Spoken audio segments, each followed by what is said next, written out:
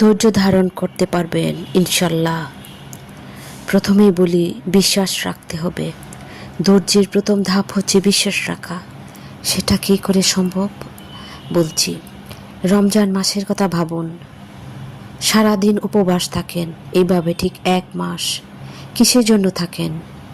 বিশ্বাস করেন মহান আল্লাহ পাক আমাদের জন্য অনেক বড় বড় পুরস্কার রেখেছেন।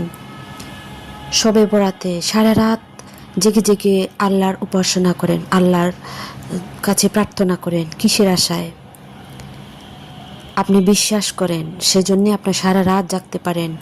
আপনি বিশ্বাস করেন, সেজন্য আপনি 1 মাস রোজা রাখতে পারেন সঠিক নিয়মে।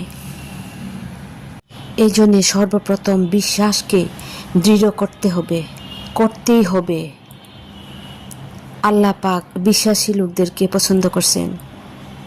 মহান আল্লাহ পাক অদৃশ্য অবস্থায় আমরা তার সৃষ্টির সব কিছু দেখি, যদিও সৃষ্টির মধ্যেই তিনি বিরাজমান, তারপরেও আমরা অদৃশ্য অবস্থাতে কিন্তু